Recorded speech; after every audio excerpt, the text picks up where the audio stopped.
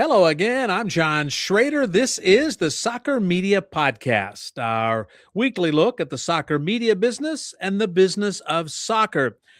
Well, a couple of big games for the men's national team this week in Atlanta, taking on Belgium and Portugal.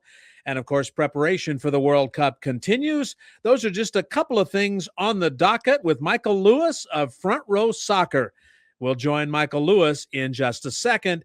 And we'll ask you now if you could subscribe to us wherever you get this podcast. Of course, please like us if you like us, and that would be great. And send us some ideas as well. Okay, coming up, here's that conversation with Michael. We welcome Michael Lewis back to our little adventure here. He is with owner of Front Row Soccer at frontrowsoccer.com. He's been covering the game for a long time. He might want to admit how long that's been, and we're going to talk a little bit about what's going on. Michael, thanks for your time. John, great to be on again. I appreciate it. A little different venue this time.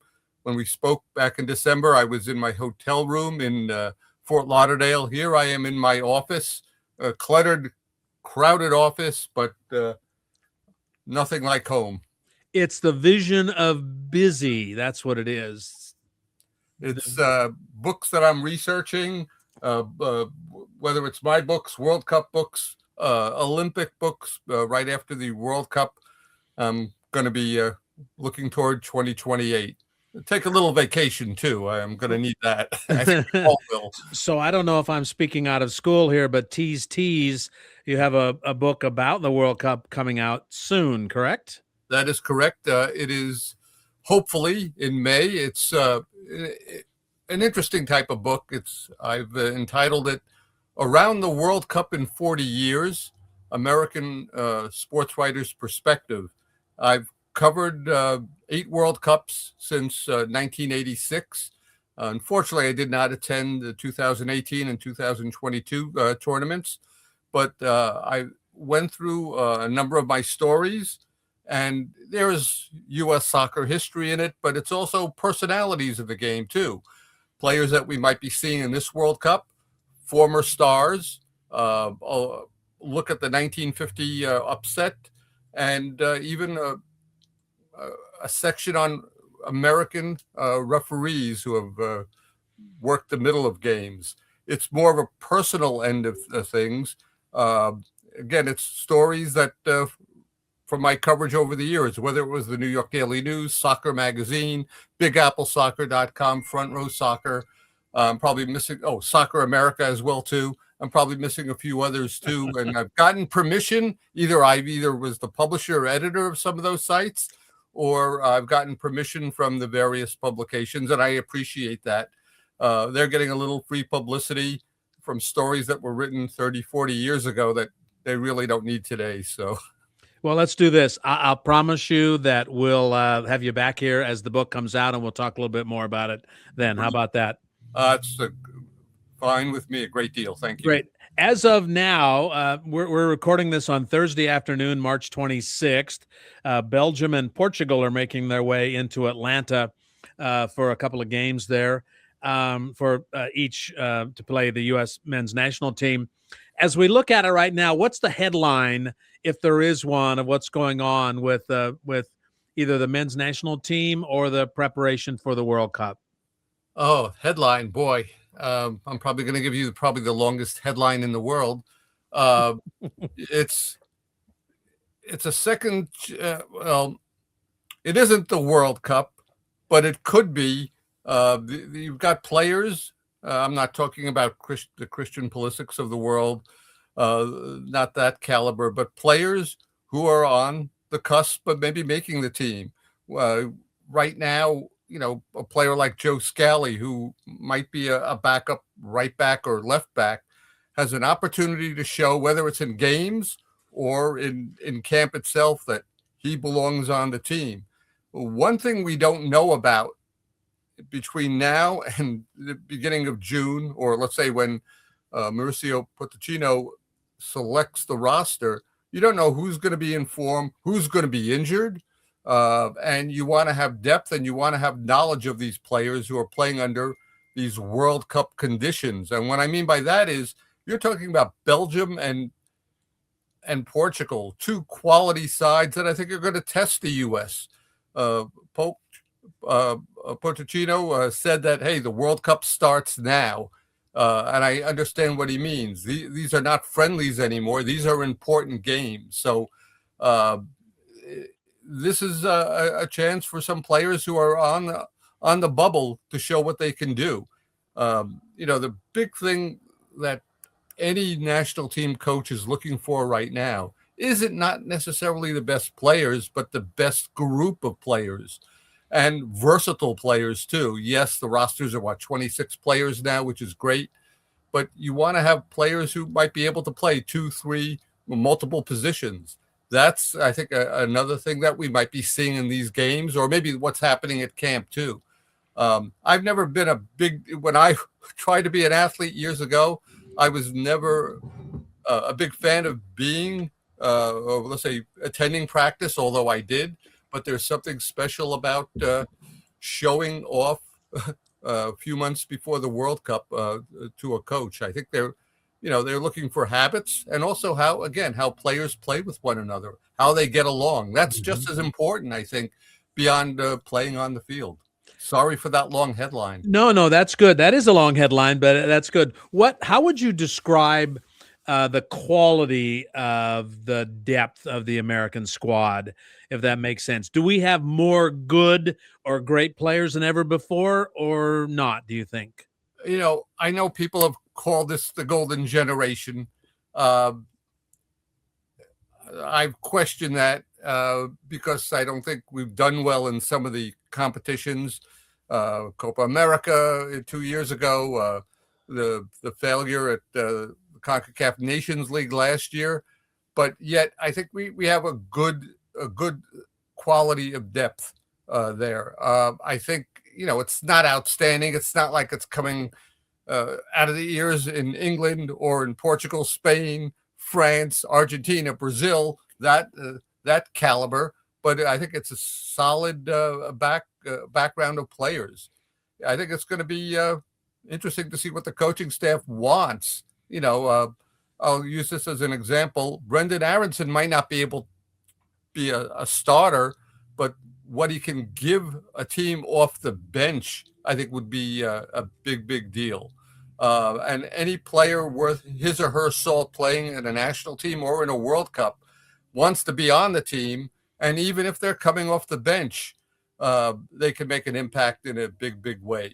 So you're talking about, like I said, I think for American soccer, a good, solid bunch of players that will give the team depth. Whether or not that pertains to what's going to transcribe in June and perhaps July, it remains to be seen. But I'd say, middle of the road. I just saw that our friend Alexei Lala said that round of 16 is the absolute minimum to make this a successful United States venture in the World Cup in 2016. You buy that? Or 2026? You buy that? I understand. Yeah, first of all, if we don't get out of the first round, it's a major disaster. Absolutely. And any host team that does, and so you don't want to duplicate what South Africa did. 1994, there were questions whether or not the U.S. was going to get out of the first round, and we did, losing to Brazil in the second round of 16, and we all know Brazil went on to win the title. That wasn't the end of the world, although I will always debate Bora Milutinovic, the U.S. coach, then on his tactics in the game after Tab Ramos was clocked, and the U.S. had a one-man advantage for a little more than half the game. But that's in the past. At least the round of 16, I want to see the quarterfinals. Maybe I'm asking too much, but you're playing at home. This is, I think, a better team than we've had in recent past World Cups.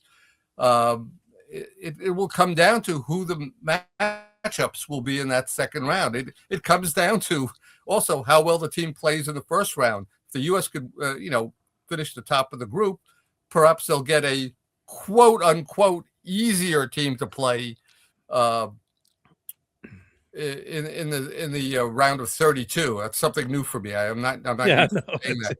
And I'm saying that, I know it's a cliche. There's no easy game in the World Cup, and no team should ever go into the World Cup saying, "Yeah, this is a minnow of the world, and we have no problem with it," because that's where you get upsets from. But I'm going to go and say I want to see the team make the quarterfinals. I think that would be a big, big deal. Final 8, definitely.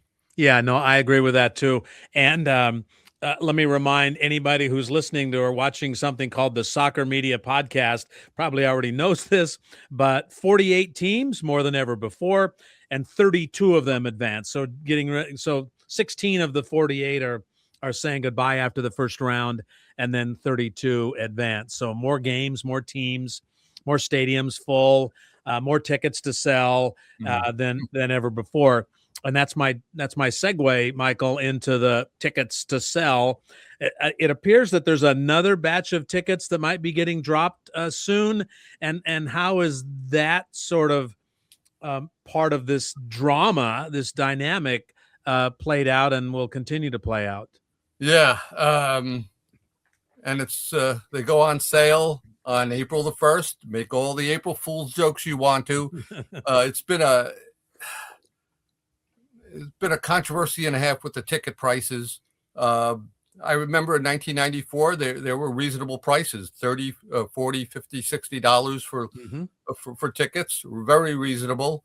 And I understand there's inflation involved and that sort of thing. But when you're talking $8,000 to go to a World Cup final, I would, even though I'm telling friends, if you can go to a World Cup match, go there. It's nothing like you've ever experienced before, but don't take out a second or third mortgage to pay for the tickets. Yeah. It's just not worth it. And I know FIFA says there's going to be dynamic pricing, which could, it's like an elevator with tickets. If they're looking to sell last minute tickets down the road, they're going to be less in price. But if that's the case, and I bought a ticket earlier for, let's say, $1,000, and now that similar seat costs $250, I would not be happy at all. That has been a boondoggle for FIFA. I think it's been an embarrassment. I think FIFA takes a look at the United States as an ATM.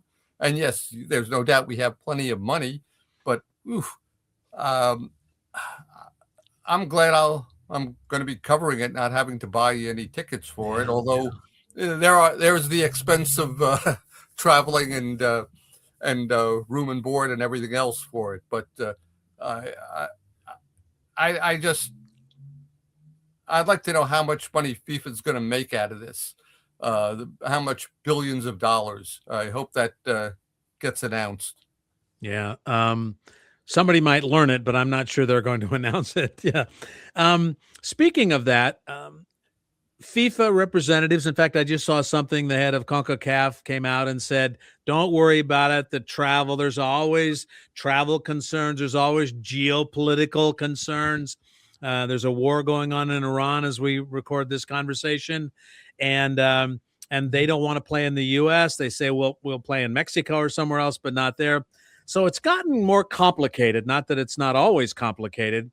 How do you see the sort of travel concerns, if there are still them, among not just the fans, but maybe the teams themselves? I know, like you said, there have been problems before.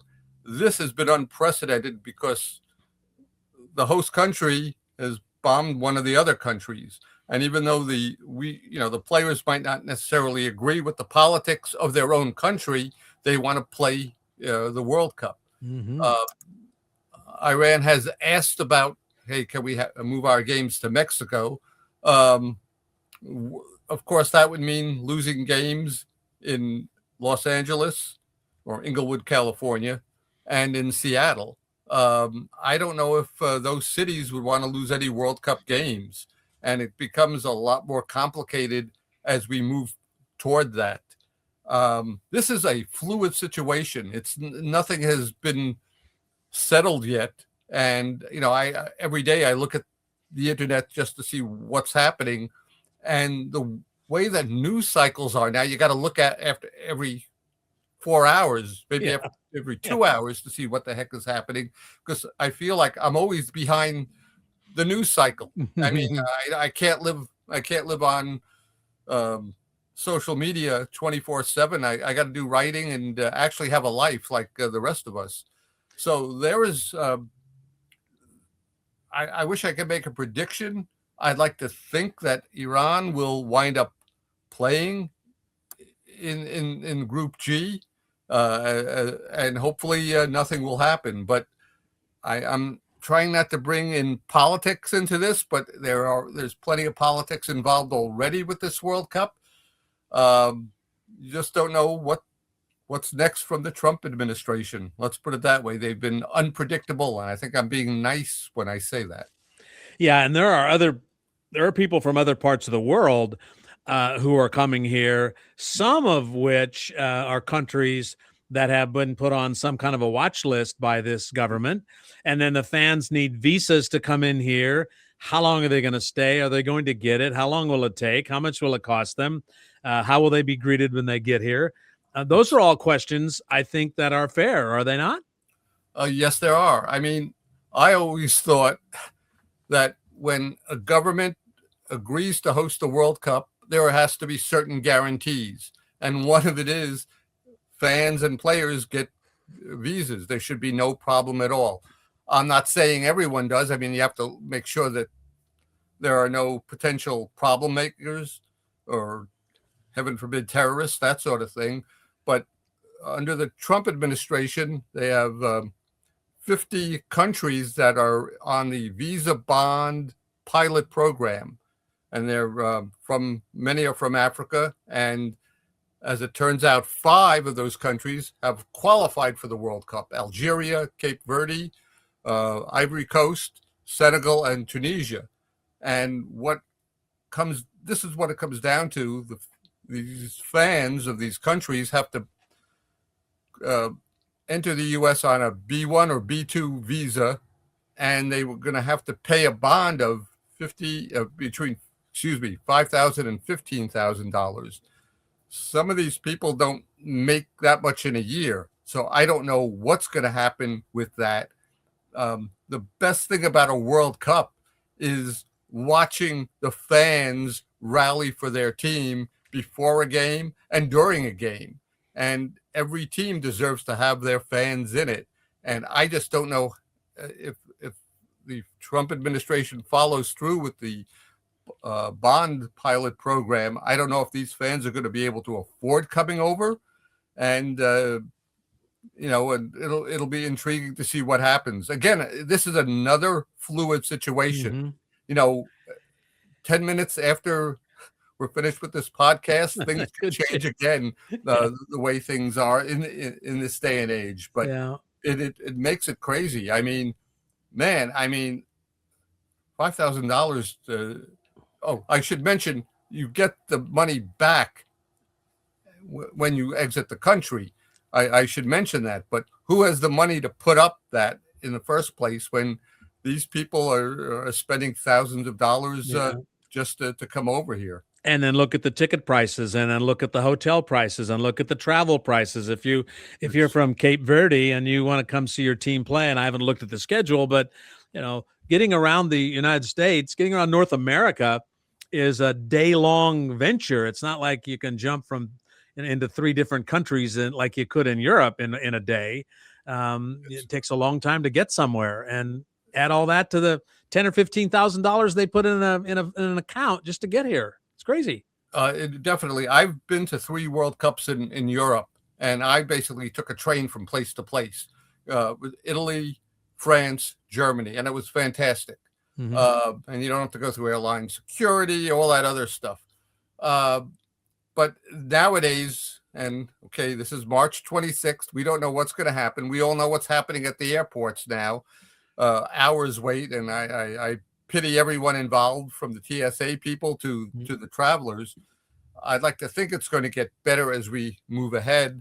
But let's face it, if you haven't made your plane reservations now, your plane ticket prices will probably be going up because of the fuel shortage.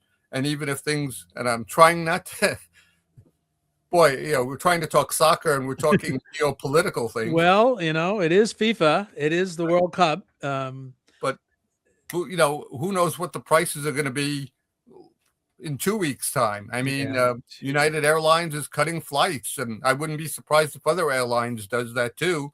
Obviously, cutting flights around the World Cup, that I don't think they would do anything like that. That's a big money-making time. So I hate to use the old cliche, buckle your seatbelt. It's going to get bumpy, but it's going to get bumpy and bumpier, I should say. Well, I think that's apropos because that's what they tell you before they take off on the airline. Buckle your seats.